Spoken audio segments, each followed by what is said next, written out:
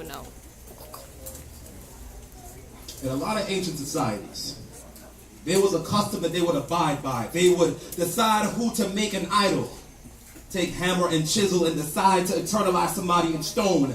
They will take the men that went out in the midnight and conquered other nations and turn them eternal. They, the Romans, had a custom. When they overtook other nations, they would burn every single book that was not Roman-like except for the Greeks. Because they liked what the Greeks were doing. They liked how they had a god for every other thing they did. They used the ephod of what they used to say and made it idol. When I was 10, I used to cry every single night because I had to pack a bag just to visit my dad. My dad, it baffles me that when I look in the mirror, I don't see an image of what I'm supposed to be. I see an image of a man who made an idol of himself, and I don't know who you are. It's scary.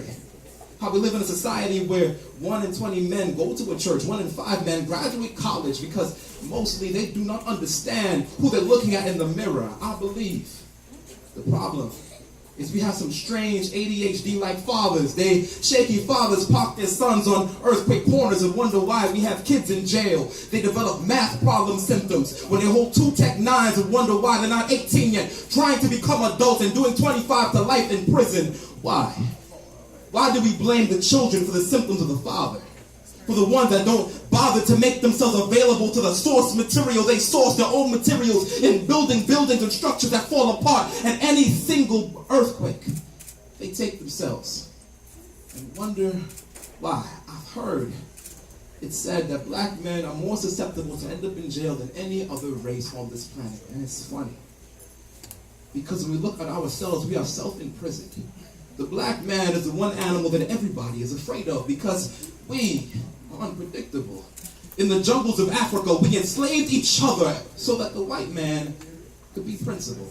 And the class is now in session, and now we wonder why we have no more idols. Every single Bill Cosby and R. Kelly that we ever had has fallen before our feet because we believed we could fly until we got that pudding pop in the mail, and it told us that our idols were really just false idols. They fell like icicles being melted in the summertime. The time was now for summer to end because we were in the fall of black men. We wonder why. Why they paint body bags with our names. We wonder why. Another black man becomes a hashtag on Twitter and it's a new trendy thing to talk about. We wonder why. Because we have not sustained our own. We have made thrones on bones of people that we claim to love, and yet still we find out that they're broken people. We don't break those people. There's an African proverb that says if a village does not stand up for its own, then the village is corrupt. Because if the village cannot fix its own problems, then nothing of the such should ever exist. Because a village is not a village if there's no justice. So I ask, where are our idols? Where do we stand as a black nation? Where do we get our image from? Because it's hard enough for me to be who I am today.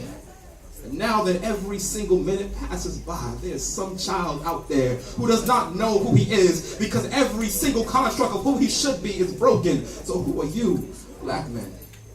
What are you doing to become a pillar in somebody's life, to hold them up, to show them right and wrong in the songs they should sing? Because everything that is on the radio is not the right thing to take in. Men, are you so busy trying to slide into some girl's DM and give her the 4th letter of an alphabet so that you can prove that you're a man? Men, tell me, where do you stand? And who are you standing for? Thank you.